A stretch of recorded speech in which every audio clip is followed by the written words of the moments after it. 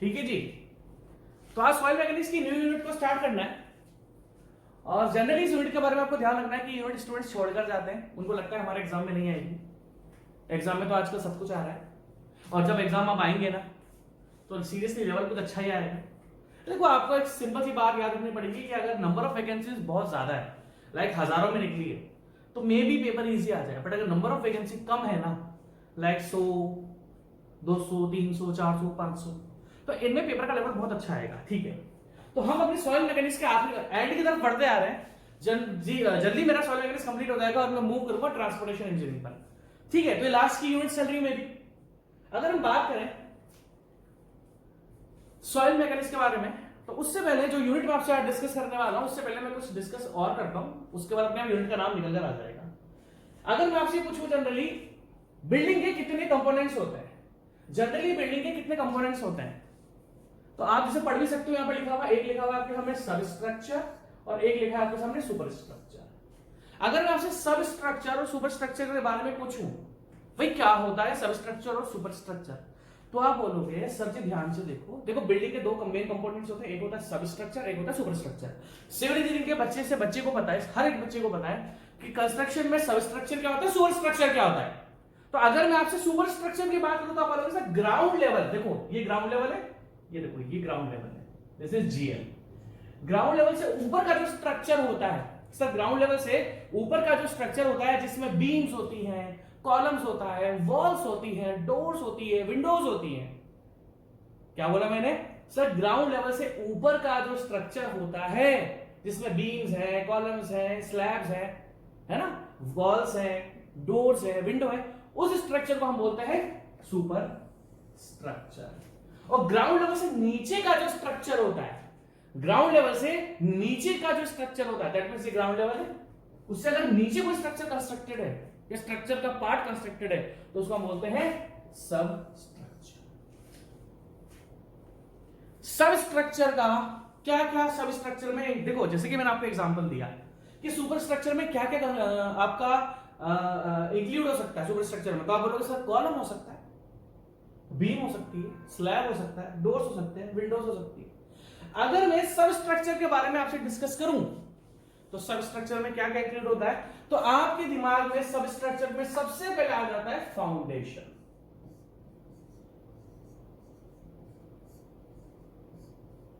सबसे पहले सब स्ट्रक्चर की अगर हम लोग बात करें तो सबसे पहले सब स्ट्रक्चर में हमारे सामने क्या आता है, फाउंडेशन प्लस बेसमेंट भी आपका सब स्ट्रक्चर में आता है। क्योंकि बेसमेंट, जैसे मान लो आप मॉल के अंदर जाते हो तो मॉल के अंदर आपकी जो गाड़ियां पार्क होती है वो बेसमेंट में होती है, तो बेसमेंट भी ग्राउंड लेवल से नीचे होता है, बेसमेंट भी ग्राउंड लेवल से नीचे होता है, इसलिए बेसमेंट भी क्या होगा आपका सब स्ट्रक्चर ही होगा। दैट मींस जो भी स्ट्रक्चर का पार्ट ग्राउंड लेवल से नीचे है उसको हम क्या बोलते हैं, सब स्ट्रक्चर। अगर हम इसकी बात करें तो इस जगह के नीचे जो आपको दिख रहा है, आपको फुटिंग्स फाउंडेशन दिख रही है ना, थोड़ा बहुत कॉलम का पोर्शन दिख रहा है ना, तो इसको हम बोलेंगे आपका सब स्ट्रक्चर। ठीक है, सब स्ट्रक्चर और सुपर स्ट्रक्चर को एक टर्म और डिफाइन करती है जिसको हम बोलते हैं प्लिंथ लेवल। प्लिंथ लेवल, अगर मैं आपसे पूछूं प्लिंथ लेवल मुझे कोई बता सकता है, इन सब स्ट्रक्चर को और सुपर स्ट्रक्चर को मैं प्लिंथ लेवल से भी डिफाइन कर सकता हूं। प्लिंथ लेवल क्या होता है, देखो प्लिंथ लेवल का मतलब क्या होता है, जहां से आपका ग्राउंड फ्लोर, अगर हम ग्राउंड फ्लोर की बात करें तो ये हमारा ग्राउंड फ्लोर है, जीएफ, हमारी जीएफ क्या है, ग्राउंड फ्लोर। ठीक है, अगर हम बात ध्यान से देखें, ये ग्राउंड फ्लोर है हमारा, this is first floor, this is second floor. तो अगर हम बात करें ग्राउंड फ्लोर की, तो जिस लेवल से ग्राउंड फ्लोर स्टार्ट हो रहा है, मतलब उठना स्टार्ट हो रहा है, उसको हम क्या बोलते हैं, प्लिंथ लेवल। Plinth level. और अगर हम आगे की बात डिस्कस करें और प्लिंथ लेवल को मैं कैसे डिफाइन कर सकता हूं, तो आप बोलोगे सर सिंपल सी बात है, फाउंडेशन का, अगर मान लो किसी स्ट्रक्चर में फाउंडेशन बेसमेंट नहीं है, ओनली क्या है फाउंडेशन, तो फाउंडेशन का जो टॉप लेवल होगा ना, फाउंडेशन का जो टॉप लेवल होता है, बिल्कुल टॉप लेवल, और जहां से ग्राउंड लेवल स्टार्ट हो रहा है आपका, उसको मैं बोलता हूं प्लिंथ लेवल। तो दैट मींस फाउंडेशन का टॉप लेवल और ग्राउंड फ्लोर का बॉटम लेवल, या ये बोलोगे जहां से ग्राउंड फ्लोर स्टार्ट हो रहा है। अगर हम बात करें तो दैट मींस, अब देखो इस जगह को हमको ऐसा लग रहा है कि थोड़ा बहुत बेसमेंट भी है, चलो हमने माना कि हमने इसका बेसमेंट बनाया, तो अगर मान लो फाउंडेशन प्लस बेसमेंट दोनों है। मान लो आपका एक ऐसा स्ट्रक्चर है इसमें बेसमेंट भी है, तो बेसमेंट का जो टॉप लेवल होगा, जो बेसमेंट का सबसे हाईएस्ट पॉइंट होगा, उसको हम क्या बोलते हैं, प्लिंथ लेवल। और उसके हाईएस्ट पॉइंट से कौन सा लेवल होता है आपका, ग्राउंड फ्लोर। सिंपल सी बात है, ठीक है। तो मैं जो आपको यूनिट पढ़ाने वाला हूं, सिंपल सी बात है, मैंने आपको स्ट्रक्चर से डिफाइन करा कि जनरली जो हमारा स्ट्रक्चर होता है वो दो कंपोनेंट पे डिवाइड होता है। एक होता है सुपर स्ट्रक्चर और एक होता है सब स्ट्रक्चर। जनरली सब स्ट्रक्चर में मैंने आपको बोला फाउंडेशन प्लस बेसमेंट। अब इस बेसमेंट को भूल जाओ, मेरी जो यूनिट है ना वो है आपकी फाउंडेशन। हम सॉइल मैकेनिक्स पर स्टार्ट करेंगे फाउंडेशन। सॉइल मैकेनिक्स में क्या स्टार्ट करना है, फाउंडेशन, ठीक है। सबसे पहली बात मुझे ये बताओ कि आपको सॉइल मैकेनिक्स में भी फाउंडेशन पढ़ना है और आपको आरसीसी में भी फाउंडेशन पढ़ना है। हमको आरसीसी में, मैं आपको ऑलरेडी स्टेज 1 के आरसीसी में फाउंडेशन पढ़ा चुका हूं, है ना, मैंने आपको आरसीसी में भी फाउंडेशन पढ़ाया था। तो जनरली आरसीसी के फाउंडेशन में और सॉइल मैकेनिक्स के फाउंडेशन में डिफरेंस क्या होता है। अगर हमने बात करें कि हमने तो आरसीसी में भी फाउंडेशन पढ़ा है सर, और हम तो सॉइल मैकेनिक्स में भी फाउंडेशन पढ़ेंगे, तो इन दोनों में कुछ तो डिफरेंस होगा, क्योंकि आप आरसीसी में फाउंडेशन पढ़ते हो और उसके बाद आप सॉइल मैकेनिक्स में फाउंडेशन पढ़ते हो। उसके लिए आपको थोड़ी फाउंडेशन की, अभी मैं आपको डिफरेंस बता दूंगा कि सॉइल मैकेनिक्स में जो हम फाउंडेशन पढ़ेंगे उसमें क्या डिफरेंस है और आरसीसी में जो हमने फाउंडेशन पढ़ा था उसमें क्या डिफरेंस है। हाँ, मैं आपको एक हिंट दे देता हूं, जब तक आप सॉइल मैकेनिक्स का फाउंडेशन नहीं पढ़ लोगे तब तक आप आरसीसी का फाउंडेशन डिजाइन नहीं कर सकते। दैट मींस आरसीसी की फाउंडेशन जो डिजाइन होती है वो तभी डिजाइन हो पाएगी जब आप सॉइल मैकेनिक्स के फाउंडेशन की स्टडी कर चुके होगे। उसके लिए मैं आपको सबसे अच्छा एग्जांपल दिखाता हूं। ये क्वेश्चन देखो, अभी आपको कुछ नहीं पता, इस क्वेश्चन को देखो। अगर मैं आपके सामने क्वेश्चन देखूं तो इस क्वेश्चन में क्या लिखा है, design a plain concrete footing. Question देखना, देखो मैं बहुत नॉर्मल लेवल से चालू कर रहा हूं। मैं आपको सबसे पहले डिफाइन करना चाहता हूं कि हमने जो आरसीसी में फाउंडेशन पढ़ा था और जो हम सॉइल मैकेनिक्स से फाउंडेशन पढ़ रहे हैं, इन दोनों में डिफरेंस क्या है। तो अगर मैं आपके सामने लिखूं तो यहां पे क्या लिखा हुआ है, design a plain concrete footing. आपको plain concrete footing, isolated footing design करनी है। अभी आइसोलेटेड फुटिंग क्या होता है, वो भी मैं आपको दिखाऊंगा। ये है आपकी आइसोलेटेड फुटिंग, धीरे धीरे करके हम सब पढ़ेंगे। मैं आपको आरसीसी के क्वेश्चन से सॉइल मैकेनिक्स को डिफरेंशिएट कर रहा हूं, किस तरीके से हम सॉइल मैकेनिक्स को अपना अलग लेकर चल जाएंगे, ले जाएंगे, ठीक है। तो उसके लिए क्वेश्चन दिखाना जरूरी था, क्योंकि ये जो क्वेश्चन अगर पूछूं किसका है, ये आरसीसी का क्वेश्चन है भाई साहब। ये मैंने आरसीसी का क्वेश्चन यहां पर लगाया है। अगर इस क्वेश्चन की हम बात करें, क्वेश्चन देख लेते हैं एक बार, आपको अपने आप पता लग जाएगा कि सॉइल मैकेनिक्स का फाउंडेशन क्या है और आरसीसी का फाउंडेशन क्या है। देखो, design a plain concrete footing for a column. Column का साइज दे रखा है, carrying N axial load, column पर जो लोड लगेगा वो इतना है। अज्यूम, अब आ जाओ इधर, अब इधर आ जाओ। Assume safe bearing capacity of soil as 300 kilonewton per metre square. देखो ये जो लाइन है ना, assume safe bearing capacity of soil, ये जो लाइन लिखी है ना यहां पर, ये है सॉइल मैकेनिक्स का फाउंडेशन। दैट मींस आप जब आरसीसी की फुटिंग को during design of RCC footing, क्या लिखा मैंने, जब हम आरसीसी की फुटिंग को डिजाइन करते हैं, वी रिक्वायर और नीड बियरिंग कैपेसिटी। अभी सेफ सब भूल जाओ, मैं भी बताऊंगा सेफ क्या होता है, अल्टीमेट क्या होता है, नेट क्या होता है, अभी सब भूल जाओ। During designing of RCC footing we need bearing capacity. अब ध्यान से देखना, ऑफ सॉइल। जिस सॉइल पर आप फाउंडेशन बना रहे हो, आरसीसी के फाउंडेशन आप तभी डिजाइन कर पाओगे जब आपके पास सॉइल की बेयरिंग कैपेसिटी होगी। अगर आपके पास सॉइल की बेयरिंग कैपेसिटी नहीं है, अभी आप बोलोगे सर बेयरिंग कैपेसिटी क्या होता है, वो भी मैं आपको बताऊंगा, मैं धीरे धीरे करके बताऊंगा, मुझे हड़बड़ी नहीं करनी है। So that means for the designing of RCC footing you require bearing capacity of soil.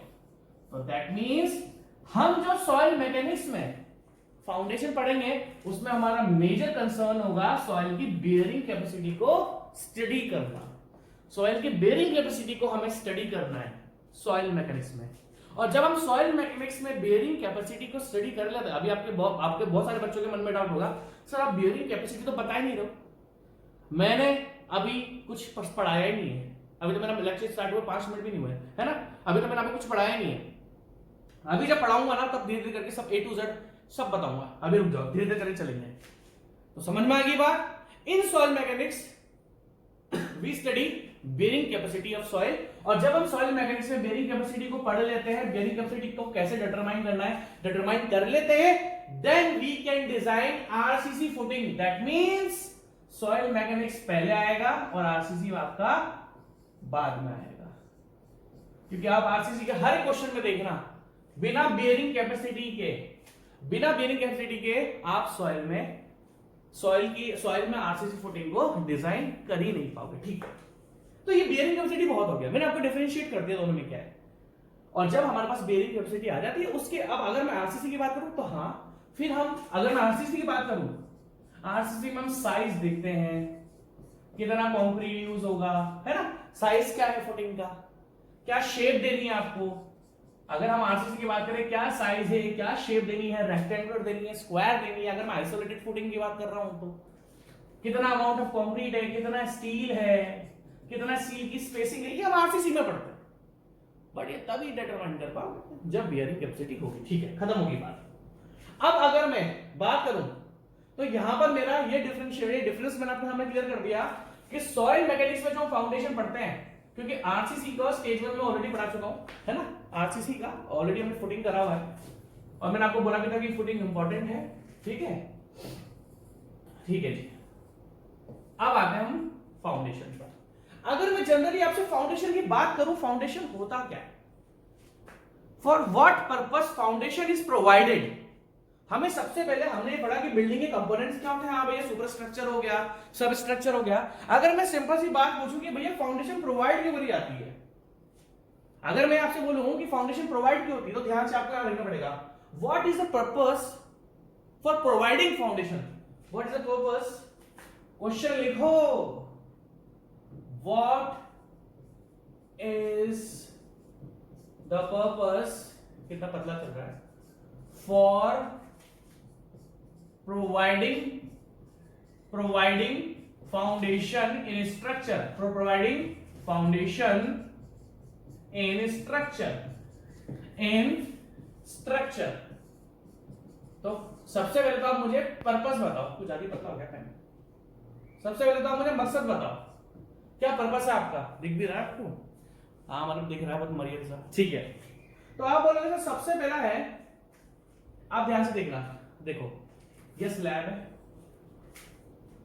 Slab का लोड बीम पर गया, बीम से कॉलम पर गया, अगेन स्लैब है, फिर ये यहां पर लोड बीम पर गया, कॉलम पर गया, बीम पर गया, कॉलम पर गया, बीम पर गया, कॉलम पर गया, और कॉलम से फाइनली जो लोड आपका जा रहा है वो कहां पर ट्रांसफर हो रहा है, सॉइल के ऊपर, क्योंकि जो मेरी फाउंडेशन है वो कहां पर होती है, सॉइल के ऊपर। अगर आप ध्यान से देखना, अगर ये फुटिंग में प्रोवाइड नहीं करता, ये फाउंडेशन प्रोवाइड नहीं करता, अब एक चीज बताओ, ये पैन है ना, इस पेन को ध्यान से देखना, अगर मैं इस तरीके से दबाऊंगा, क्योंकि थोड़ा पॉइंटेड है, अगर मैं इस तरीके से एक फोर्स लगा रहा हूं कि चलो मैं 1 kg का फोर्स लगा रहा हूं, 1 किलोग्राम फोर्स में लगा रहा हूं, और वहीं पर अगर मैं इस जगह से 1 किलोग्राम फोर्स लगाऊंगा, ध्यान से देखना, ये पेन जो है ये इस जगह से पॉइंटेड है।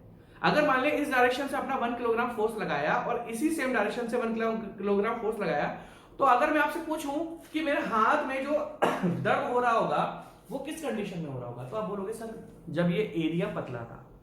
तो एक्चुअली होता क्या है, देखो ध्यान से, जब एरिया कम है तो लोड एक जगह कंसंट्रेट होता है, वहीं पर मैंने इस कंडीशन में भी 1 किलोग्राम फोर्स लगाया था और इस कंडीशन में भी 1 kg फोर्स लगाया था, पर डिफरेंस क्या है कि इस जगह एरिया थोड़ा बड़ा हुआ है, तो क्या होता है, लोड डिस्ट्रीब्यूट हो जाता है।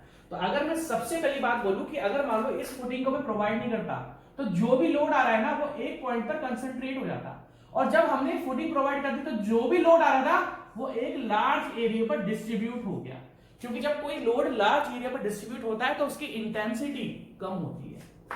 जैसे ये एरिया छोटा था तो जब मैंने फोर्स लगाया तो मुझे दर्द हो रहा था, क्यों? क्योंकि जो 1 किलोग्राम का फोर्स है वो एक पर्टिकुलर पॉइंट पे या पर्टिकुलर छोटे से एरिया पर कंसंट्रेट हो रहा है। वहीं पर यही जब मैंने इस पर बड़े पोर्शन से लगाया तो मेरे हाथ में कम दर्द हुआ, क्योंकि जो लोड 1 किलोग्राम फोर्स कर रहा था उसको मैंने डिस्ट्रीब्यूट करते बड़े एरिया पर डाल दिया। तो बड़े एरिया पर डालने से क्या हुआ कि जो फोर्स एक पॉइंट पर लगा था वो बड़े एरिया पर छोटे छोटे हिस्सों में बढ़ गया। So why we provide foundation, सबसे पहला पॉइंट क्या हुआ, what is the purpose for providing foundation structure. सबसे पहला point to distribute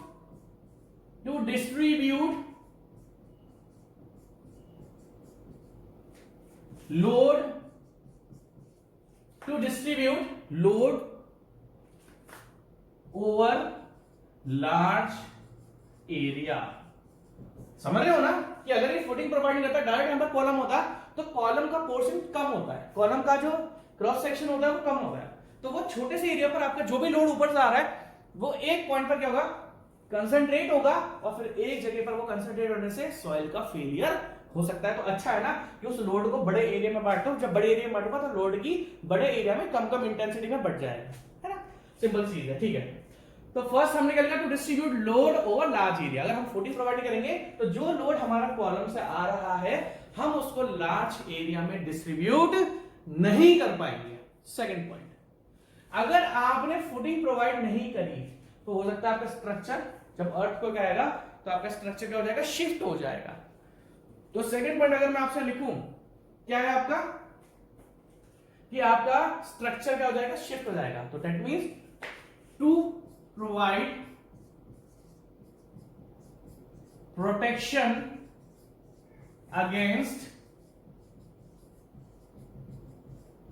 lateral stability। Lateral stability का मतलब क्या है कि हॉरिजॉन्टल डायरेक्शन में मूव नहीं होना चाहिए। अगर आप फाउंडेशन ढंग से प्रोवाइड नहीं करोगे तो आपका स्ट्रक्चर क्या होगा, लेटरल डायरेक्शन। जब भी लेटरल वर्ड आपके सामने आए तो लेटरल वर्ड का मतलब समझ जाना कि मैं बात कर रहा हूं हॉरिजॉन्टल डायरेक्शन की, ठीक है। अब अगर हम आगे बात डिस्कस करें तो ये जनरली दो मेजर पॉइंट होते हैं जिसमें हम फाउंडेशन प्रोवाइड करते हैं। पॉइंट्स और भी है बट हम लोग नहीं डिस्कस करेंगे, ठीक है।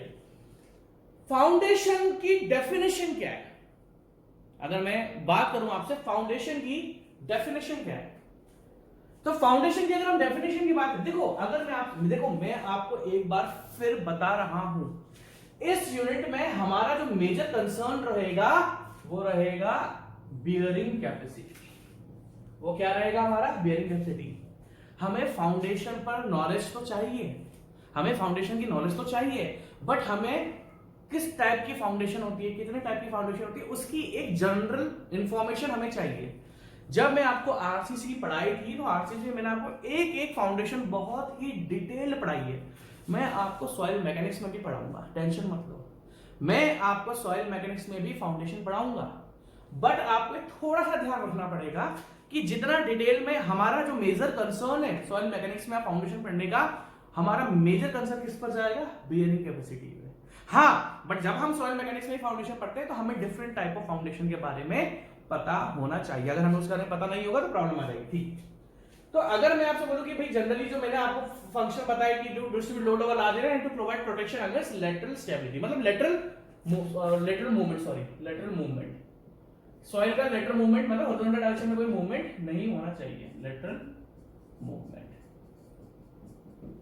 और भी हम अगर चाहे तो लिख सकते हैं कि अगर आप फाउंडेशन प्रोवाइड नहीं करोगे तो कोई एडजेसेंट स्ट्रक्चर है, मान लो एक स्ट्रक्चर यहां पर है, अगला स्ट्रक्चर पास में है, तो मान लो दो स्ट्रक्चर जिनमें फाउंडेशन प्रोवाइडेड है, बीच वाला स्ट्रक्चर जिसमें फाउंडेशन प्रोवाइडेड नहीं है, तो एडजेसेंट स्ट्रक्चर से भी आपका स्ट्रक्चर हिल सकता है। अगर वो हिला तो आपका स्ट्रक्चर भी हिलेगा, अगर आपके स्ट्रक्चर में फाउंडेशन नहीं है तो मेजर कंसर्न ये नहीं था, थोड़ा बहुत आइडिया था, ठीक है। अब अगर मैं आपसे पूछूं फाउंडेशन की आप डेफिनेशन बताओ, मुझे फाउंडेशन की डेफिनेशन चाहिए। तो फाउंडेशन की डेफिनेशन का एक ही सिंपल सा सबसे पहला स्टार्टिंग पॉइंट क्या है, स्ट्रक्चर का जो लोवेस्ट पोर्शन होता है। भाई फाउंडेशन की अगर हम डेफिनेशन को डिस्कस करें तो स्ट्रक्चर का जो लोवेस्ट पोर्शन आपका होता है, स्ट्रक्चर का जो लोवेस्ट पोर्शन आपका होता है उसको हम फाउंडेशन बोलते हैं, ठीक है भाई। It is the lowest portion of structure, किसी भी स्ट्रक्चर का जो सबसे लोएस्ट पोर्शन होता है, जो हमने अपने हाथों से बनाया हुआ होता है, वो फाउंडेशन होता है। अगर मैं आपसे पूछूं फाउंडेशन का मकसद क्या है, तो जो भी सुपर स्ट्रक्चर में लोड लग रहा है उस लोड को रिसीव करना और सॉइल पर ट्रांसमिट कर देना। अगर मैं आपसे पूछूं कि what is the purpose of foundation, foundation का मकसद क्या है सुपर स्ट्रक्चर से, its purpose is to receive load from superstructure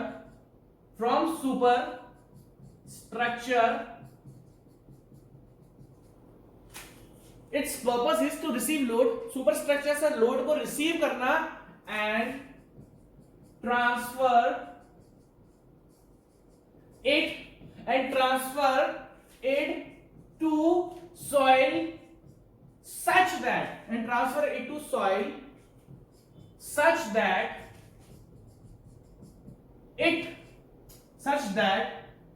it should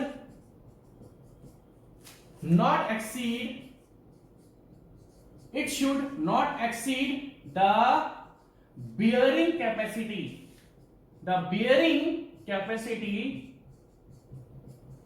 of soil. अब थर्ड पॉइंट ये बोलेगा, it should not exceed the bearing capacity of soil and the settlement should be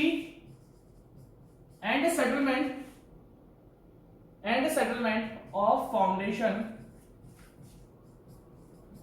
over soil should be in tolerance. क्या बोला भाई साहब, मैंने कुछ नहीं बोला, देखो ध्यान से।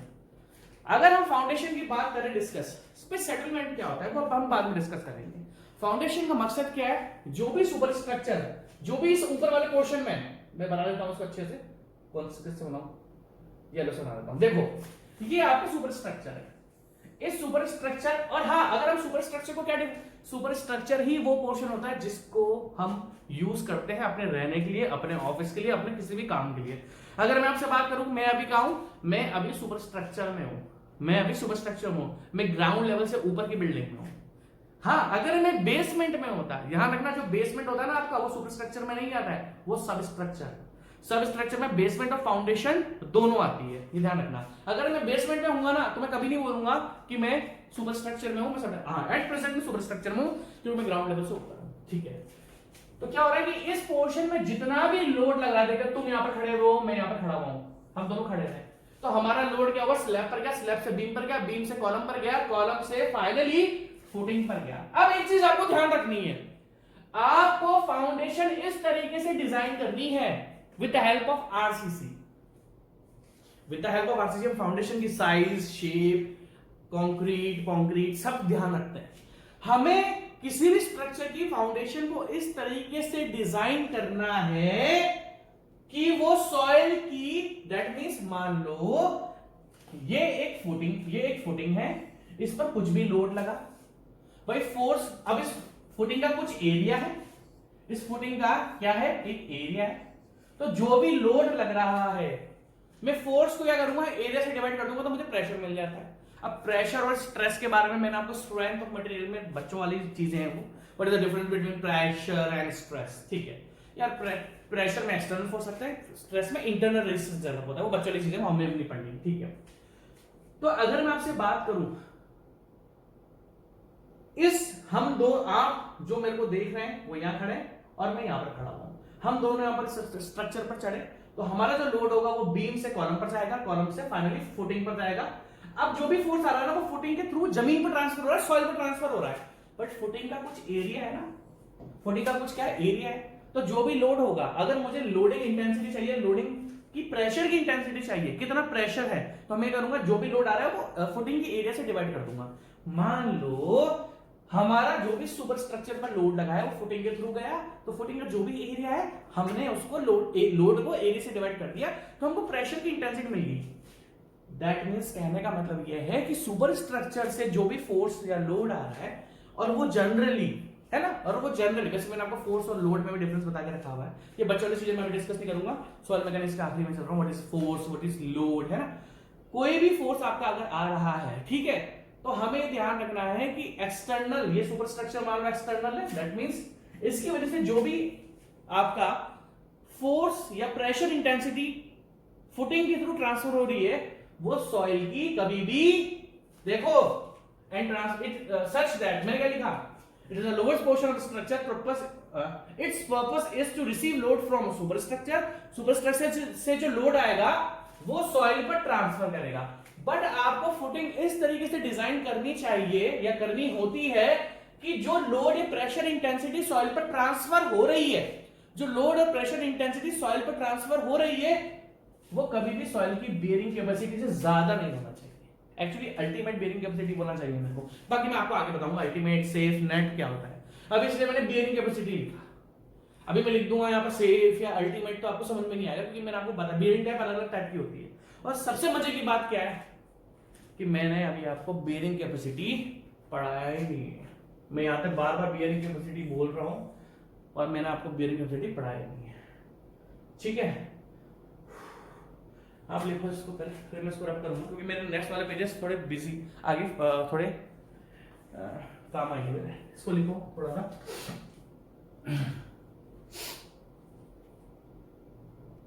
ठीक है भाई, लिख लिया आपने, ठीक है। घूम फिर कर बात किस पर आ रही है, बियरिंग कैपेसिटी पर आ रही है, ठीक है। इसको मैं रिमूव कर दूं क्योंकि मुझे नेक्स्ट, चलो ठीक है, मेरे पास अभी 2 पेज खाली हैं, ठीक है, नो इशू। अब अगर मैं आपसे बात करूं घूम फिर कर, देखो ध्यान से देखना, धीरे धीरे करके चलेंगे, हड़बड़ी नहीं करेंगे, सारी चीजें घूम फिर कर बियरिंग कैपेसिटी पर आ गई, सारी चीजें घूम फिर कर बियरिंग कैपेसिटी पर आ चुकी है, बियरिंग कैपेसिटी ऑफ सॉइल। अगर हम ये बात करें तो सारी चीजें घूम फिरकर, बार बार चीजें घूम फिरकर बियरिंग कैपेसिटी पे आ रही है। हमारा जो मेजर कंसर्न है सॉइल मैकेनिक्स के फाउंडेशन पढ़ने का, वो बियरिंग कैपेसिटी पढ़ने का। हमें सॉइल में फाउंडेशन को डिजाइन नहीं करना है, हमें सॉइल में बियरिंग कैपेसिटी को डिटरमाइन करना है, ठीक है। What is the bearing capacity of soil, ये मैंने आपको पहले बताया था, इट इज, चलो पहले हम डिस्कस करते हैं क्या होता है सॉइल की बियरिंग कैपेसिटी। सॉइल पर जब लोड लगता है, सॉइल पर जब लोड लगता है और सॉइल की वो ताकत, सॉइल पर जो लोड लगता है और सॉइल की वो ताकत जो उन लोड को झेल लेती है, और जब वो झेल लेती है जिस कारण सॉइल का शीयर फेलियर नहीं हो पाता, सॉइल की वो ताकत जो लोड्स को झेल रही है। फाउंडेशन से जस्ट पहले मैंने आपको कौन सी यूनिट पढ़ाई थी, शीयर स्ट्रेंथ ऑफ सॉइल, जिससे मैंने सॉइल का शीयर फेलियर आपको बताया था कि शीयर फेलियर क्या होता है। मैंने आपको बहुत सारे एग्जांपल, इवन फर्स्ट यूनिट में मैंने आपको शीयर फेलियर के बारे में बता दिया था। तो सॉइल की वो capacity, it is defined as the load carrying capacity, the load carrying capacity of soil.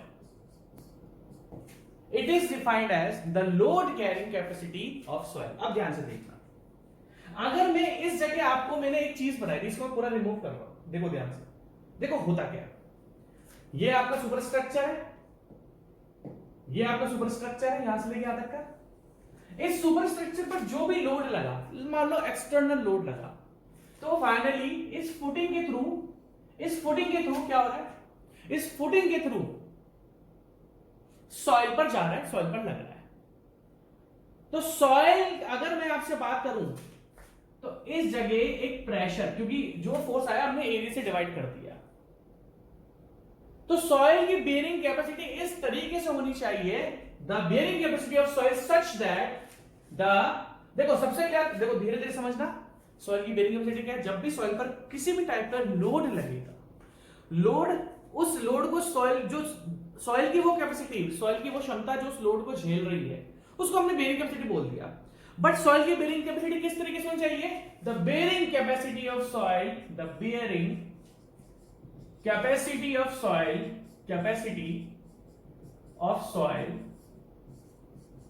such that the bearing capacity of soil such that the loading intensity या फिर such that the pressure intensity below the foundation level, the pressure intensity below the foundation level, अभी बता देता हूं, below the foundation does not cause shear failure. अब एक चीज ध्यान से देखना भाई, फाउंडेशन का फेलियर दो तरीके से हो सकता है, जनरली तीन तरीके से होता है। अगर मैं आपसे बात करूं फाउंडेशन, किसी भी फाउंडेशन का फेलियर किस तरीके से हो सकता है, देखो मैं आपको बता देता हूं। अगर मैं ये बोलूं कि अगर मेरी बिल्डिंग है, उस बिल्डिंग की फाउंडेशन में फेलियर हुआ, क्या क्या फेलियर पॉसिबल हो सकते हैं, तो मैं बोलूंगा देखो सबसे ज्यादा होता है शेयर फेलियर, सॉइल में शेयर फेलियर हो जाए, फर्स्ट हो गया शेयर फेलियर। सेकंड फेलियर क्या होता है कि आपका सॉइल के अंदर सेटलमेंट हो जाए। सेटलमेंट क्या होता है, कंसोलिडेशन हो गया या कॉम्पैक्शन हो गया। मान लो मैंने सॉइल को कॉम्पैक्ट नहीं करा और उसके ऊपर ही फाउंडेशन बना दी, तो क्या होगा, मिट्टी आपकी क्या हो जाएगी, कॉम्पैक्ट हो जाएगी। और अगर बहुत सारा वाटर होगा, लाइक मान लो मैं एक बोल रहा हूं मैं सैंडी, या फिर एक ऐसी सॉइल हमारे पास है इसमें सैंड भी है और क्ले भी है, तो सैंड का पानी तो ड्रेन हो जाता है, क्ले का धीरे धीरे होता है, तो उसमें क्या होगा, जब पानी कंसोलिडेट होगा तो भाई साहब वॉल्यूम कम होगा सॉइल का, क्योंकि उसके ऊपर लोड लग रहा है। तो अगर हम लोग ये डिस्कस करना चाहें कि फाउंडेशन का फेलियर किस तरीके से हो सकता है, तो एक बोलिएगा भाई एक तो सॉइल का शियर फेलियर। अब ध्यान से देखना, सॉइल के शियर फेलियर में जो मेन कंसर्न है ना, वो आपका बियरिंग कैपेसिटी का है। अब मैंने आपको क्या बोला कि सॉइल पे, अब देखो ये येलो येलो जो मैंने बना रखा है, ये फाउंडेशन के नीचे एक प्रेशर है, जितना भी फोर्स आया था उसका हमने एरिया से डिवाइड करते हैं, हमको प्रेशर मिल गया, प्रेशर की इंटेंसिटी मिल गई। तो जितना भी इस फाउंडेशन के नीचे फोर्स लग रहा है, अब ये जो फोर्स है, अगर मैं आपसे बात करूं, ये जो प्रेशर इंटेंसिटी है, ये फाउंडेशन और सॉइल के बीच में, फाउंडेशन और सॉइल के बीच में, तो ये जो प्रेशर इंटेंसिटी है ये इतनी होनी चाहिए, इतने अमाउंट में होनी चाहिए, अब कम हो या ज्यादा, कि ये सॉइल का शियर फेलियर ना करे। दैट मींस, देखो मैंने बहुत ध्यान से लिखा है, it is defined as the load carrying capacity of soil and the bearing capacity of soil should be such that, and the bearing capacity of soil should be such that the pressure intensity, foundation के नीचे जो pressure intensity है वो soil के अंदर shear failure ना करे, it does not cause shear failure in the soil। तो that means आपको बेयरिंग कैपेसिटी की, अभी मैंने ओनली आपको बेयरिंग कैपेसिटी का थोड़ा सा कॉन्सेप्ट बताया है कि बेयरिंग कैपेसिटी होता है, ठीक है। अब क्या होता है कि जनरली, अब हम बात, ये कहां से आ गया, ठीक है, तो देखो मैं आपको बताता हूं। सबसे पहले मैं तो हल्का सा धीरे धीरे लेके चलूंगा, अभी जस्ट हमने कॉन्सेप्ट स्टार्ट करा, तो हम इसमें हड़बड़ी नहीं करेंगे।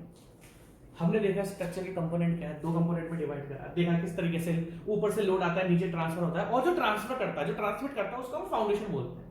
फिर हमने फाउंडेशन के बारे में पढ़ा कि फाउंडेशन के बोलते हैं ताकि लोड डिस्ट्रीब्यूट हो जाए एरिया के ऊपर, टू प्रोवाइड प्रोटेक्शन अगर लेटर सेटलमेंट, और अगर तीसरा पॉइंट इसमें ऐड करना चाहो कि ताकि किसी भी, अगर हम इक्वल, देखो होता क्या है, मिट्टी है, मिट्टी के ऊपर मान लो हमने फाउंडेशन नहीं बनाई, तो कहीं पर भी ऊपर नीचे सेटलमेंट हो जाता है। तो जब हम फाउंडेशन दे देते हैं ना, तो हम क्या करते हैं, अनइक्वल सेटलमेंट को, मान लो वहां पर सेटलमेंट हो गया, मान लो इस जगह सेटलमेंट हो गया और इस जगह सेटलमेंट कम हो रहा है, तो हम अगर चाहते हैं कि पूरे स्ट्रक्चर में कहीं पर भी देखो सेटलमेंट हो तो पूरा हो, हर स्ट्रक्चर सेटल हो, ये नहीं कि उधर वाला एक कॉलम तो सेटल हो गया, अगला कॉलम सेटल नहीं हुआ, तो बिल्डिंग के बीच में क्रैक्स आ जाएंगे।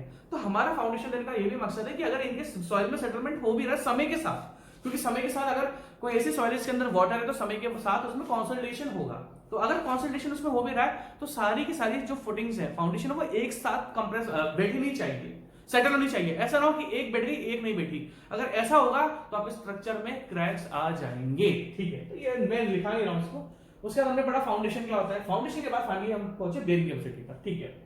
अब हमें क्या करना है, आपको एक चीज तो पता है कि डिफरेंट टाइप की फाउंडेशन होती है। सबसे पहली बात, हमें डिफरेंट टाइप की फाउंडेशन क्यों चाहिए होती है, अब ध्यान से देखना, why we need different types of foundation. सबसे पहली बात, अगर हम ये बात करें, देखो जनरली दो टाइप की फाउंडेशन होती है, there are two types of foundation, एक होती है शैलो फाउंडेशन, एक होती है आपकी शैलो फाउंडेशन और एक होती है आपकी deep foundation.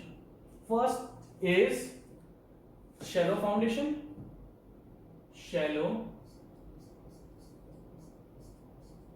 Foundation and other is deep foundation, deep foundation।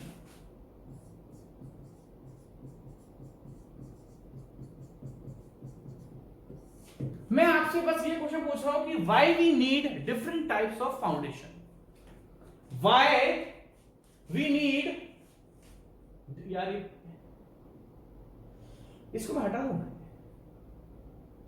है ना, वाई वी, इस क्वेश्चन को एक सेकंड दो मुझे, मैं इसको हटा रहा हूं इस क्वेश्चन का, एक सेकंड दो आप मुझे प्लीज, हटा देना, ठीक है।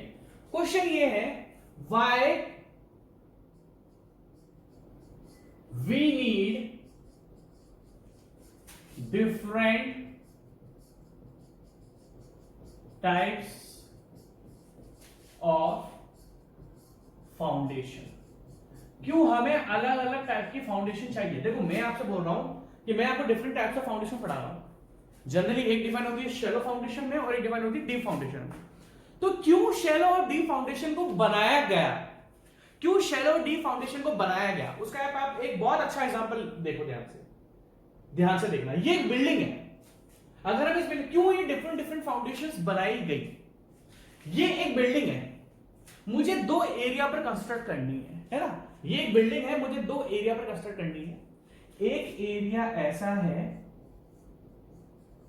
जिसकी बियरिंग कैपेसिटी, अगर हम डिस्कस करें, ये आपसे पूछा सकता है कि हमें डिफरेंट, मैं अगर होता आपसे सॉइल का प्रोफेसर और मैं आपका मान लो एसएससी जेई में या चल किसी भी एग्जाम में मैं आपको इंटरव्यू ले रहा होता, ठीक है, तो मैं आपसे एक चीज पूछता कि व्हाई वी नीड, कि हमें अलग अलग फाउंडेशन बनाने की जरूरत क्यों पड़ गई, हमें अलग अलग फाउंडेशन बनाने की जरूरत क्यों पड़ गई। अब ध्यान से देखना, हमारे पास एक सॉइल है, क्योंकि भाई साहब हमें अलग अलग फाउंडेशन, अब अगर मैं इस सेम स्ट्रक्चर मुझे दो जगह बनाना है, तो क्या सेम स्ट्रक्चर अगर मुझे मान लो ये 1 2 3 4 मतलब ये 3 ग्राउंड फ्लोर, फर्स्ट फ्लोर और थर्ड फ्लोर, और जितना भी एरिया है सब कुछ सेम है, तो अगर मैं इसको डिफरेंट एरियाज पर बनाऊंगा तो क्या हर बार अगर मैं इस टाइप की फुटिंग को बोलूं तो ये आइसोलेटेड फुटिंग है, अभी वो भी मैं आपको बताऊंगा। अगर इसी बिल्डिंग को मैं दो अलग अलग स्टेट में बनाऊंगा तो क्या मैं सेम टाइप की फाउंडेशन दे सकता हूं? नहीं दे सकते आप। क्या मैं सेम टाइप की फाउंडेशन दे सकता हूं? नहीं दे सकते आप, और दे भी सकते हो आप, ये डिपेंड करता है। एक्चुअली हमें अलग अलग टाइप की फाउंडेशन, जैसे कि मैंने आपको बोला कि फाउंडेशन को मैंने मेजरली दो पार्ट में डिवाइड कर दिया। Why we need different types of foundation? देखो सेम स्ट्रक्चर है, सेम एरिया है, सेम बीम्स बनाऊंगा, सब कुछ बनाऊंगा, बट अगर मान लो मैं दो जगह इसको बना रहा हूं तो क्या सेम ये मान लो, ठीक है चलो मैं आपको अच्छा एग्जांपल देता हूं। एक तो मैं बना रहा हूं दिल्ली के अंदर और एक मैं बना रहा हूं जैसलमेर में, एक बना रहा हूं मैं दिल्ली के अंदर, एक बना रहा हूं मैं जैसलमेर के अंदर। तो आप मुझे ये बताओ क्या जैसलमेर में मेरे को ये सेम स्ट्रक्चर बनाना है? भाई दिल्ली में सॉइल है ना, आपको देख सकता है, हाँ जैसलमेर की इतना तो पता है आपको, जैसलमेर जनरली सैंड होती है ना, मेजर पोर्शन उसका सैंड से कवर है। तो क्या हर जगह अगर हम बात करें दिल्ली में, तो दिल्ली में तो मिक्स सॉइल मिलती है, आपकी सैंड भी है, क्ले भी है ना, हर कुछ मिलता है। तो हम क्या सेम स्ट्रक्चर को दो जगह बना सकते हैं? आप बोलोगे नहीं सर, सेम स्ट्रक्चर तो बन जाएगा, इतना एरिया का, इतने रूम्स, इतने फ्लोर्स, बट ये फाउंडेशन आप दे नहीं पाओगे सेम। उसका रीजन क्या है? वाई हमें क्यों अलग अलग फाउंडेशन की जरूरत पड़ी? Why we need different types of foundation? Because bearing capacity is different for different type of soil. Bearing capacity is different for different types of soil, क्योंकि हर जगह की बियरिंग कैपेसिटी अलग अलग होती है। हाँ अगर दो एरिया मेरे पास ऐसे हैं जी, दोनों की सेम, अगर मान लो इस स्ट्रक्चर को मुझे दो, एक मेरे को बनाना है उत्तराखंड में, एक बनानी है मुझे दिल्ली में, और दोनों सॉइल की बियरिंग कैपेसिटी अगर आसपास हुई, इक्वल हुई, तो मैं सेम फुटिंग दे सकता हूं। तो जनरली कहने का मतलब क्या है कि हमें अलग अलग फाउंडेशन की जरूरत इसलिए पड़ी, हमें अलग अलग फाउंडेशन की जरूरत इसलिए पड़ी क्योंकि सॉइल की बियरिंग कैपेसिटी अगर अलग है, अगर किसी की ज्यादा है किसी की कम है, देखो मेजर सारी कहानी बियरिंग कैपेसिटी पे आती है, तो सॉइल की बियरिंग कैपेसिटी अगर आपकी ज्यादा है तो आप अलग स्ट्रक्चर बनाओगे, और कम है तो आप अलग स्ट्रक्चर बनाओगे, तो दैट मींस अलग फुटिंग बनाओगे। तो कहने का मतलब क्या है कि on the basis of bearing footing, on the basis of bearing capacity we require different types of foundation. अब आप ध्यान से देखना, तो जनरली हमने फाउंडेशन को कितने पार्ट में डिवाइड कर दिया, एक हो गया शैलो फाउंडेशन और एक हो गया आपका डीप फाउंडेशन। देखो जनरली कोई भी फाउंडेशन होती है, जैसे अगर मैं आपको बताऊं ये फाउंडेशन है ना, तो एक अगर मैं एग्जांपल बात करूं तो ये फाउंडेशन की क्या है, ये है आपकी विड्थ, और अगर मैं इसकी बात करूं तो ये क्या है, डेप्थ ऑफ फाउंडेशन। तो इन दोनों क्राइटेरिया को, भाई मैंने बोला कि जनरली जो आपकी फाउंडेशन है हम दो पार्ट्स में डिवाइड करते हैं, एक हमने बोल दिया, क्या बोल दिया, ये विड्थ है फाउंडेशन की और ये क्या डेप्थ ऑफ फाउंडेशन। तो आपको दो टर्म्स याद रखनी पड़ेगी, एक है b equals to width of foundation, width of foundation, और इससे ऑब्जेक्टिव क्वेश्चन आता है छोटा वाला, और सेकंड है आपका depth of foundation, depth of foundation. ठीक है भाई, तो इन डेप्थ और विड्थ को कंपेयर करके हम लोग ये डिफाइन करेंगे कि कौन सी शैलो फाउंडेशन और कौन सी डीप फाउंडेशन। देखो जी, पहली बात तो शैलो फाउंडेशन और डीप फाउंडेशन में डिफरेंस क्या है मैं आपको बता देता हूं। अगर सॉइल की ऊपर की लेयर, जैसे मान लो हम कहीं पर कंस्ट्रक्शन करने जा रहे हैं और हमें सॉइल का 0.5 मीटर या 1 मीटर ही एक्सकेवेट करने से अच्छी खासी सॉइल मिल गई। अब हमें अच्छी खासी सॉइल का मतलब क्या होता है, हमें पता है कि हाँ यार हम सॉइल की बेरिंग कैपेसिटी को डिटरमाइन कर लेंगे। देखो ध्यान से देखना, कौन सी फाउंडेशन डिसाइड होती है, डिपेंड करता है बेयरिंग कैपेसिटी पे। अगर सॉइल की ऊपर की लेयर की ही बेयरिंग कैपेसिटी अच्छी मिल गई तो हम डिसाइड करते हैं, डिजाइन करते हैं शैलो फाउंडेशन। और सॉइल की बहुत पर्टिकुलर डेप्थ तक, मतलब हम मिट्टी को खोदते आ रहे, फिर भी हमें मिट्टी की बेयरिंग कैपेसिटी अच्छी नहीं मिली, तो फिर हम किस पर जाएंगे, डीप फाउंडेशन पर। कहने का मतलब क्या है, ध्यान से देखना, मुझे एक स्ट्रक्चर डिजाइन करना था, उन्होंने बोल दिया कि भाई इतने एरिया का स्ट्रक्चर, भाई मैं मान लो कॉन्ट्रैक्टर हूं, उन्होंने बोल दिया इतने एरिया के आपको एक बिल्डिंग डिजाइन करनी है, इतने फ्लोर की आपको बिल्डिंग डिजाइन करनी है, इसमें इतने रूम्स रहेंगे, तो आप बिल्डिंग का लोड निकाल लोगे कि हाँ बिल्डिंग पर लोड क्या लगेगा।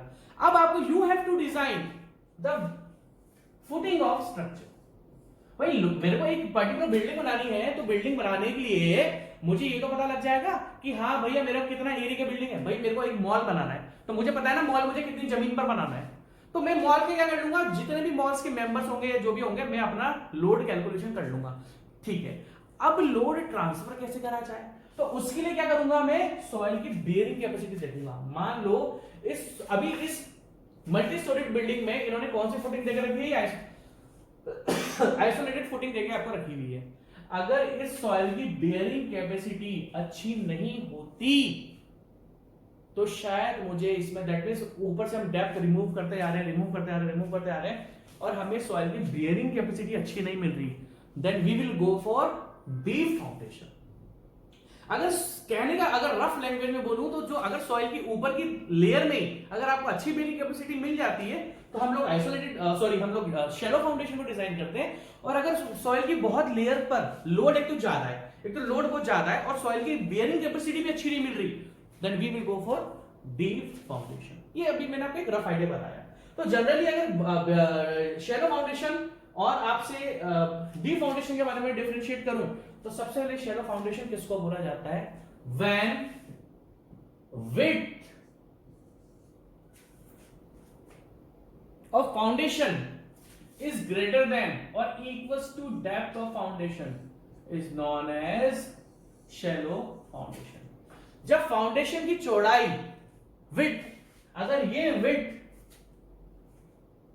आपकी इस डेप्थ से ज्यादा है या बराबर है, या तो ज्यादा है या बराबर है। इस क्वेश्चन इस एग्जांपल में भी आप ये देख सकते हो कि इसकी चौड़ाई इसकी डेप्थ से, आप देखो इधर आ जाओ, आपको नहीं लगता कि इस फुटिंग की जो विड्थ है वो इसकी डेप्थ से बहुत ज्यादा है? ये तो बच्चा आंखों से देख के बता दे, आप बोलोगे दिख रहा है सर, जो विड्थ है वो इसकी डेप्थ से ज्यादा दिख रही है।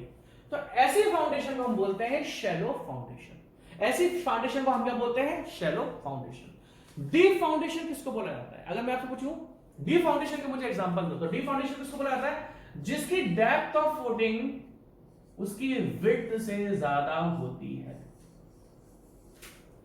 अगर हम लोग डिस्कस करें व्हाट इज डीप फाउंडेशन, पहली बात तो ये ऑब्जेक्टिव क्वेश्चन आ जाते हैं बच्चों वाले, ठीक है आता है, मतलब अभी ये बहुत इजी क्वेश्चन है, लिख लो। ये मैंने आपको आरसीसी में ही पढ़ाया था, ये आपका ऑब्जेक्टिव क्वेश्चन बन जाएगा। 1 स्टार ऑब्जेक्टिव क्वेश्चन दे देता हूं, ये बन जाता है 1 स्टार। वो आपसे पूछ लेगा कि डीप फाउंडेशन और शैलो, ये 1 स्टार क्वेश्चन है, आने के चांसेस है, बहुत बार आ चुका है, आ जाता है, बड़ा कोई टिपिकल क्वेश्चन नहीं है।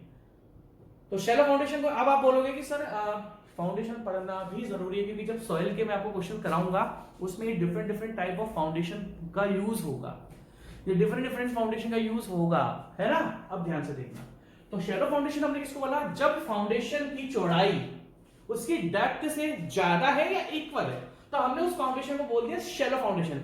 और शैलो फाउंडेशन जनरली कब डिजाइन होती है, जब सॉइल की ऊपर की लेयर में अच्छी खासी बेयरिंग कैपेसिटी मिल जाती है। अब आप बोलोगे सर हमें कैसे पता लगेगा, भाई आप एक स्ट्रक्चर डिजाइन कर रहे हो ना, आप एक स्ट्रक्चर डिजाइन कर रहे हो तो स्ट्रक्चर का डेड लोड, लाइव लोड आप कैलकुलेशन कर सकते हो। एट द एंड फाइनली आपको उसमें कितने कॉलम देने हैं। मान लो मैं आपसे एग्जांपल लेता हूं, देखो ध्यान से, मेरे को ध्यान से देखना भाई साहब, भाई मैं मानता हूं कि इस पूरे स्ट्रक्चर का एग्जांपल ले रहा हूं, इसका जो लोड है 100 किलो न्यूटन इस पर लोड है, हमने ले लिया कि ये टोटल, अब देखो आप ध्यान से देखना पड़ेगा आपको तभी मजा आएगा। भाई मैंने क्या करा कि मैं इतना फ्लोर बनाऊंगा, इतना स्लैब दूंगा, ये दूंगा, वो दूंगा, सारी बात हो गई। उसके बाद मैंने देख लिया कि टोटल लोड जो है हमारे पास वो 100 किलो न्यूटन आ रहा है पूरे स्ट्रक्चर का। अब ध्यान से देखना कितने कॉलम है यहां पर, 1 2 3 4 5 6 7 8 9, हम लेते हैं कि 10 कॉलम्स है आपके। आप एग्जांपल देखना, अभी 10 कॉलम्स में 100 किलो न्यूटन लोड डिस्ट्रीब्यूट होगा। देखो प्लीज ध्यान से देखना, हमने एग्जांपल लिया, देखो किस तरीके से डिजाइनिंग करी जाती है मैं आपको बता रहा हूं। भाई हमने क्या करा, हमने देख लिया कि हमारा जो total dead load, live load, wind load, seismic load सब कुछ कंसीडर करके, अर्थक्वेक सब कुछ, स्नो लोड, प्लो लोड, सब जितने भी लोड्स कंसीडर है, मैंने आपको आरसीसी में लोड कैलकुलेशन बताई थी, उन सारे लोड को कैलकुलेट करके आपके पास पूरे स्ट्रक्चर, एग्जांपल दिया 100 किलोमीटर बहुत छोटा लोड होता है, एग्जांपल दिया 100 किलोमीटर लोड आता है टोटल, कितने कॉलम है, 10 कॉलम है, तो इस ये 100 किलोमीटर लोड क्या होगा, 100 किलोमीटर लोड 10 कॉलम्स पर डिवाइड होगा। क्या करा, टोटल लोड निकाल लिया। भाई मेरे को स्ट्रक्चर डिजाइन करना है ना, तो पहले मैं एक पूरा रफ एस्टिमेट बनाऊंगा, कितना कितना पैसा लगेगा, क्या क्या स्ट्रक्चर, अब मैंने बना लिया, ठीक है ध्यान से देखना।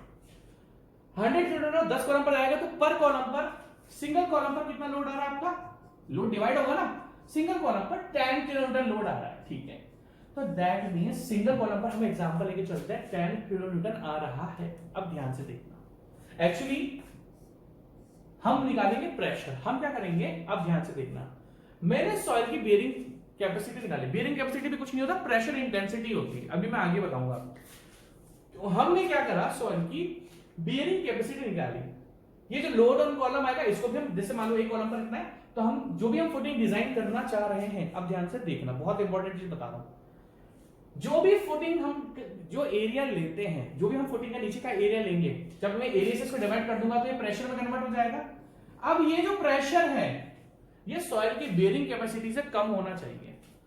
अब क्या होगा, मेरे को पता लगा कि चलो जनरली यार 10 किलोमीटर एक पर लग रहा है और एरिया हमने ले लिया 1 मीटर स्क्वायर, मान लो इनके जो फुटिंग है इसका एरिया 1 मीटर स्क्वायर है, तो इस फुटिंग, चलो हटाओ सारी बातें, ये लो भाई, नीचे पता लग गया कि नीचे की जो फुटिंग के नीचे का प्रेशर है ना, ये जो ट्रांसफर हो रहा है सॉइल पर, ये 10 किलो न्यूटन पर मीटर स्क्वायर आपको प्रेशर इंटेंसिटी मिल रही है, ऊपर से लोड आ रहा है, और फुटिंग के नीचे की जो प्रेशर इंटेंसिटी है, और फुटिंग के नीचे की जो प्रेशर इंटेंसिटी है वो 10 किलो न्यूटन पर मीटर स्क्वायर आपके पास आ गई।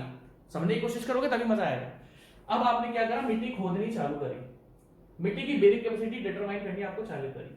अब आपको मिट्टी की बेयरिंग कैपेसिटी अगर ऊपर की डेप्थ पे, जनरली ऊपर की शैलो डेप्थ बोला जाता है इसको, ऊपर ही आपको मिट्टी की जो बेयरिंग कैपेसिटी मिल रही है वो आपको मिल गई 100 किलो न्यूटन पर metre square.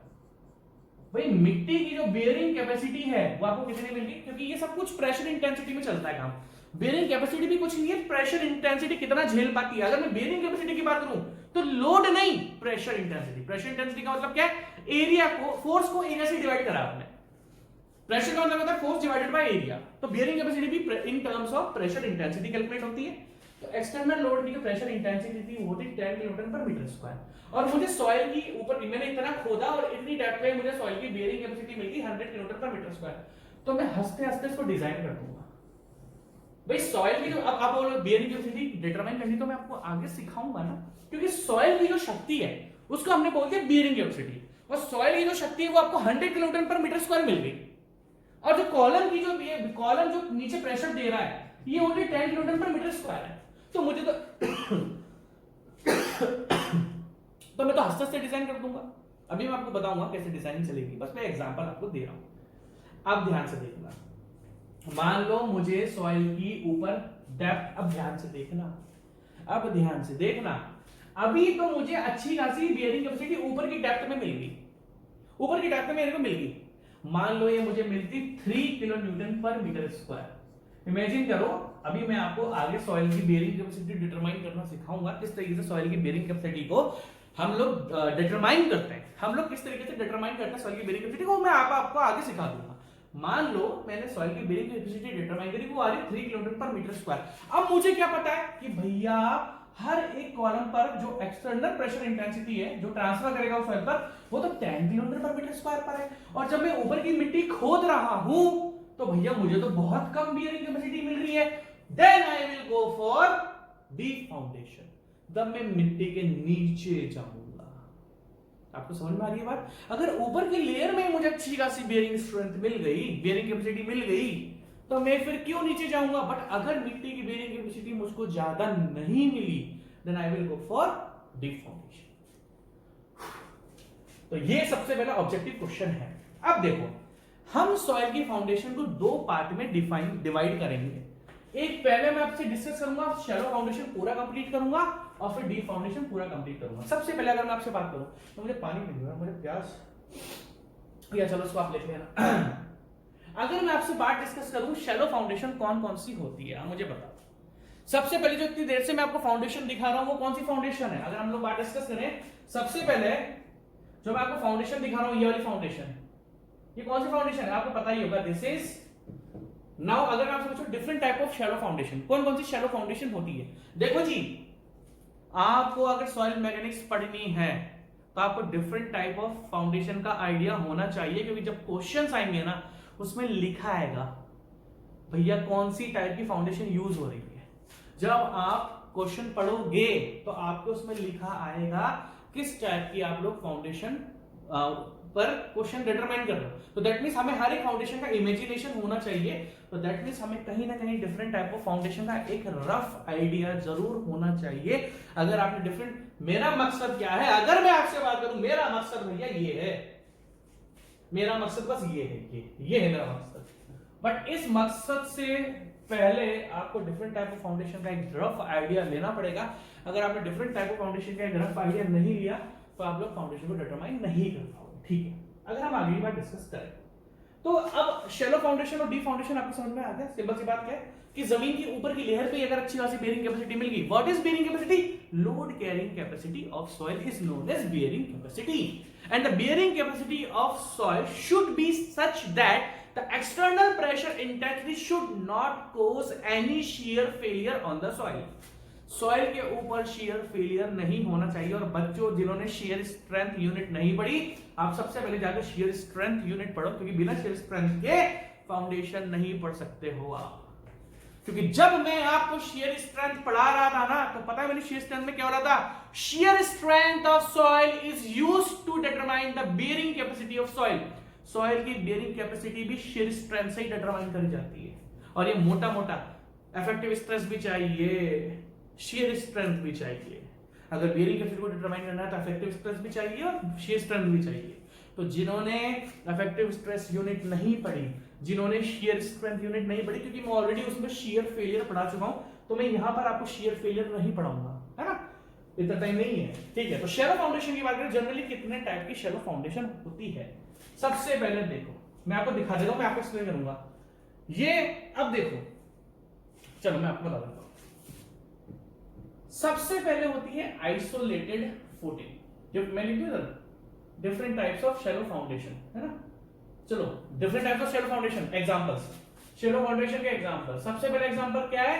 Isolated footing, isolated footing.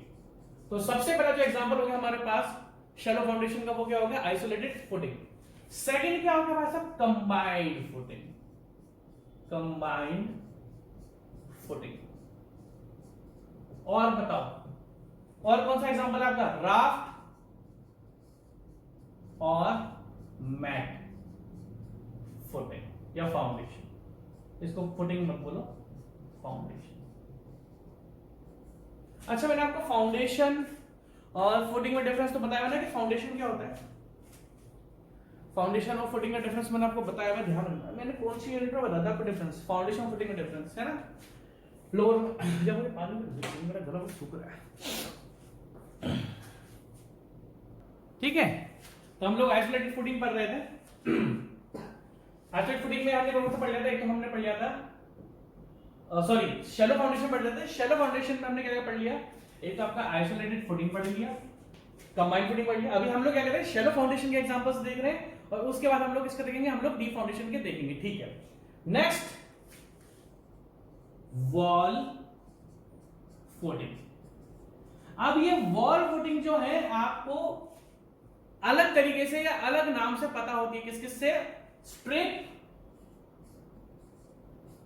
और स्प्रेड, स्प्रेड, SPRED, ठीक है। देखो नेक्स्ट हमारी जो शैलो फाउंडेशन वो कौन सी है? Wall footing, strip and spread बोल रहा हूं मैं, स्प्रेड, SPREAD, स्ट्रैप नहीं बोल रहा हूं, क्योंकि जो स्ट्रैप होती है तो होती है कैंटिलेवर, कैंटिलेवर और स्ट्रैप, STRAP, कैंटिलेवर और स्ट्रैप, ठीक है। ध्यान से देखो। तो अब अगर हम इस तरीके से बात डिस्कस करें तो शैलो फाउंडेशन हो गया। मैंने आपसे बताया शैलो फाउंडेशन क्या होती है, कहां पर शैलो फाउंडेशन अगर हम यूज करते हैं जहां पर सॉइल की शैलो डेप्थ पे, दैट मींस ऊपर की लेयर पे अगर हमें अच्छी खासी बेयरिंग कैपेसिटी मिल जाती है तो हमें डीप फाउंडेशन की जरूरत नहीं पड़ती, ठीक है। अगर अब मैं आपसे डीप फाउंडेशन के एग्जांपल की बात करूं तो डीप फाउंडेशन का एग्जांपल कौन सा होता है? सबसे पहला पाइल फाउंडेशन, पाइल फाउंडेशन। कहां पर हमको पाइल फाउंडेशन यूज करनी पड़ेगी? जहां पर एक तो लोड बहुत ज्यादा है और ऊपर की डेप्थ पर अगर हमको बियरिंग कैपेसिटी सॉइल की अच्छी नहीं मिल रही है। अगर ऊपर की डेप्थ बहुत ज्यादा है, अगर ऊपर की डेप्थ बहुत ज्यादा है, सॉरी लोड बहुत ज्यादा है और लोड ज्यादा होने पर भी आपकी अगर बियरिंग कैपेसिटी अच्छी नहीं मिल रही है, then we will go for pier foundation. Pier foundation के साथ कॉम्बिनेशन में क्या आता है? Pier foundation, PIER। दोनों सेम ही चीज है, बट मैं आपको आगे बताऊंगा इसके बारे में क्या डिफरेंस है। अभी आप बोलोगे सर आप इसको दिखाओगे नहीं, मैं सब दिखाऊंगा, टेंशन ना लो। थर्ड, कैसन और वेल फाउंडेशन, कैसन और वेल फाउंडेशन, वेल फाउंडेशन। और इसके बाद आपका लास्ट आता है होलो बॉक्स, होलो बॉक्स फाउंडेशन। तो ये जनरली हमारे क्या है, एक्चुअली पाइल और पियर सेम ही है, बट मैं आपको डिफरेंस बताऊंगा थोड़ा थोड़ा। हो सकता है कि कभी कभी हमें पियर की जरूरत ना पड़े, मैं आपको बाद में बताऊंगा इसके बारे में। तो देखो शैलो फाउंडेशन, यहां से आपके सामने ऑब्जेक्टिव क्वेश्चन बन गया कि भैया शैलो फाउंडेशन कौन सी होती है? जिसकी विड्थ या तो बड़ी होती है डेप्थ से या इक्वल से होती है, और डीप फाउंडेशन क्या होता है? जिसकी डेप्थ विड्थ से बड़ी ही होती है। अब ध्यान से देखना, अगर किसी आइसोलेटेड फुटिंग को, अगर कोई ऐसी आइसोलेटेड फुटिंग है जिसकी डेप्थ विड्थ से ज्यादा है, तो भैया फिर मैं उसको डीप बोलूंगा। कोई ऐसी आइसोलेटेड वैसे जनरली होती नहीं है। मैं आपको क्या एग्जांपल दे रहा हूं कि भैया ये शैलो फाउंडेशन के एग्जांपल है, ये आपके सामने डीप फाउंडेशन के एग्जांपल है, ठीक है। अब आप ध्यान से देखना, बियरिंग कैपेसिटी यूनिट को मैं दो पार्ट में डिवाइड करूंगा। एक जिसमें हम पूरा शुरुआत में शैलो फाउंडेशन को पढ़ेंगे, और शैलो फाउंडेशन कंप्लीट होने के बाद हम लोग क्या पढ़ेंगे? Deep foundation. हम लोग डीप फाउंडेशन पर भी जाएंगे। तो पहला हो गया हमारा शैलो फाउंडेशन और अगला कौन सा हो गया हमारा? Deep foundation. तो इस आने वाले 5-6 लेक्चर में आपको टोटल में शैलो को डील करूंगा, तो डीप को कुछ दिनों के लिए आप लोग भूल जाओ। आपको अभी मेजर किस पर ध्यान रखना है? शैलो फाउंडेशन पे। ये सारे एग्जांपल्स हम लोग डिस्कस करेंगे अपने बाद में, ठीक है। सबसे पहला मैं एग्जांपल लेता हूं आपके सामने आइसोलेटेड फुटिंग का। ये सारी की सारी आपकी आइसोलेटेड फुटिंग है। देखो आइसोलेटेड फुटिंग जनरली 3 टाइप की होती है। सबसे पहले क्या हो गया? सिंपल फुटिंग, जिसको हम लोग पैड फुटिंग भी बोलते हैं।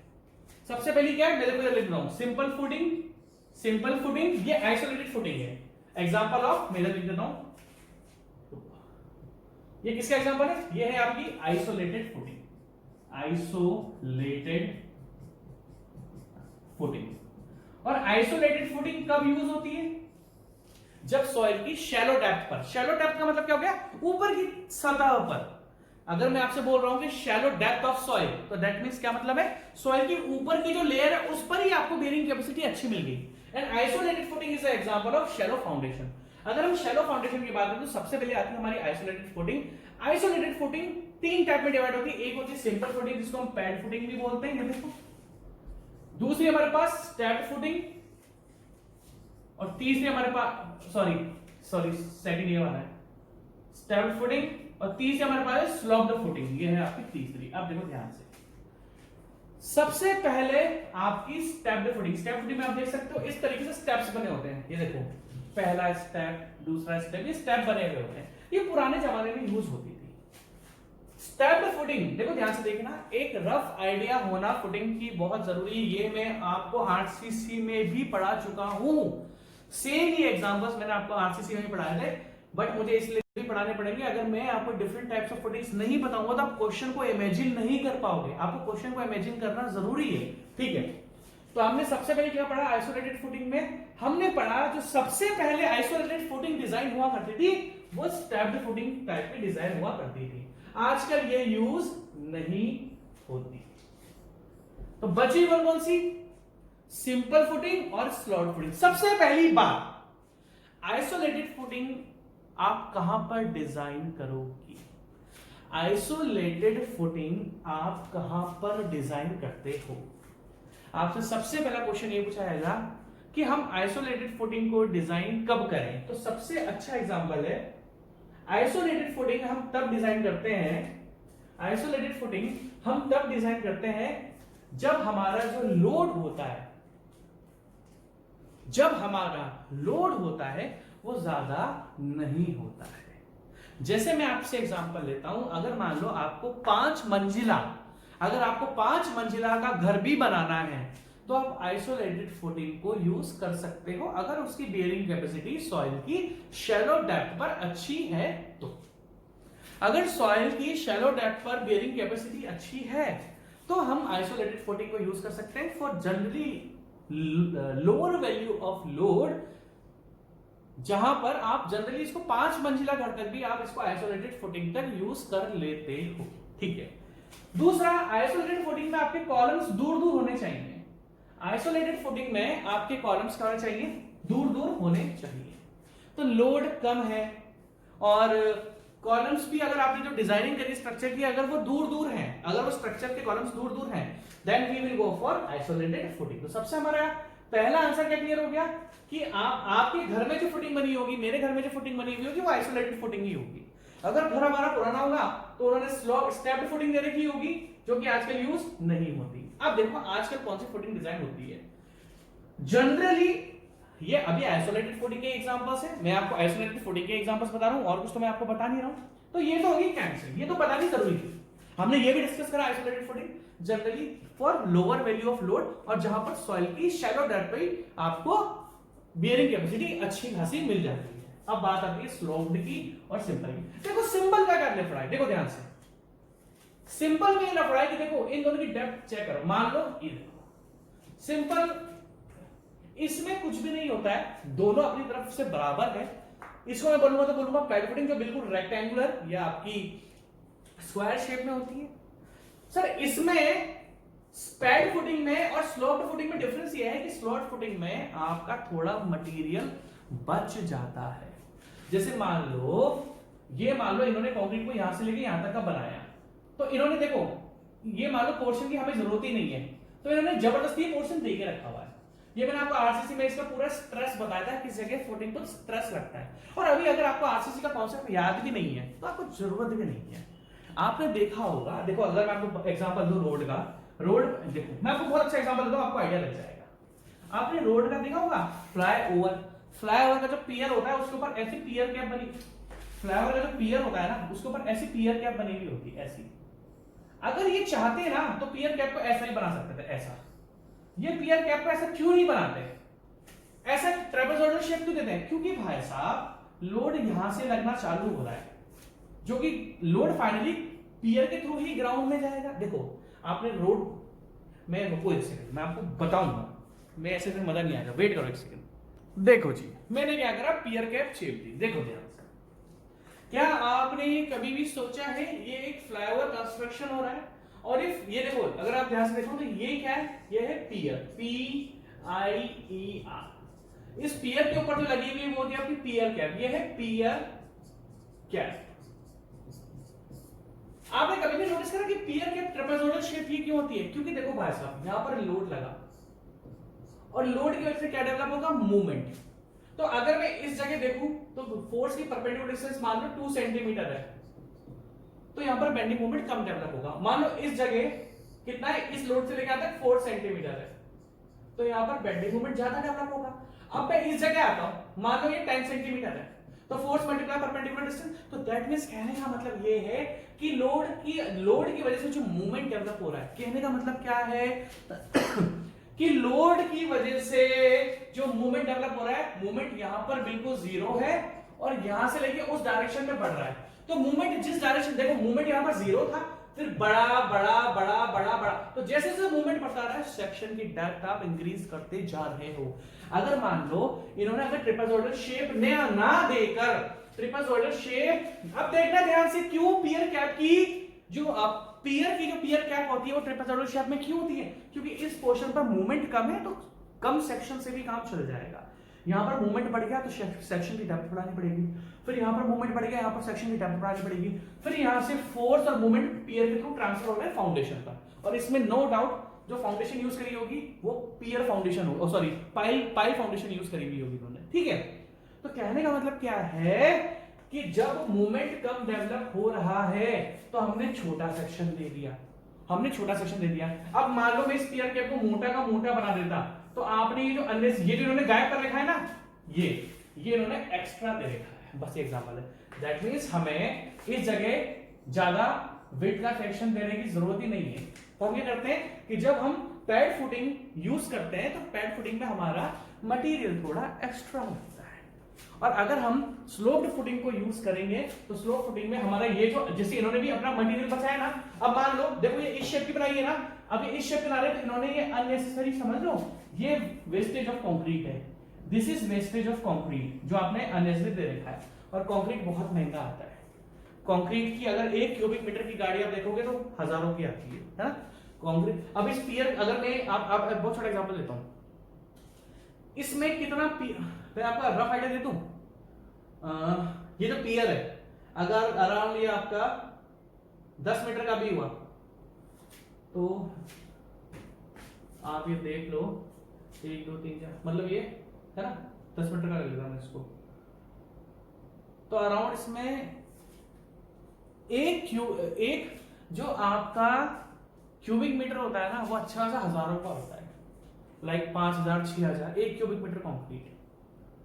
तो इसमें बहुत सारा क्यूबिक मीटर, इसमें मान लो अराउंड 40 क्यूबिक मीटर डल रहा है, तो 40 इंटू 5000 करो तो 2 लाख का तो कंक्रीट डल गया इसके अंदर, इस पियर के अंदर 2 लाख का।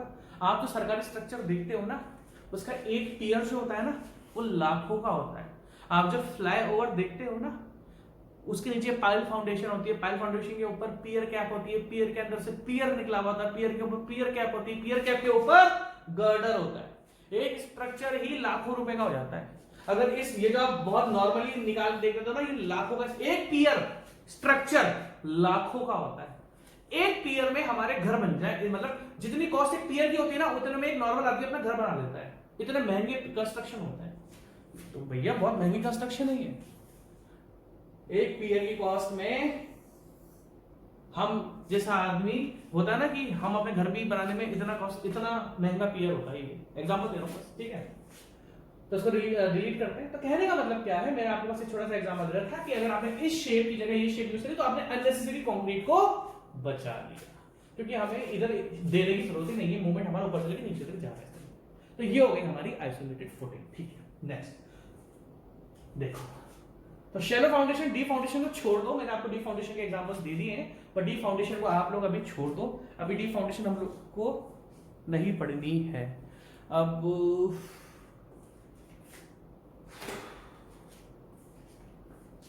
मैं इसको अब आपके नेक्स्ट लेक्चर में पढ़ाऊंगा। ठीक है, टेक केयर, बाय बाय।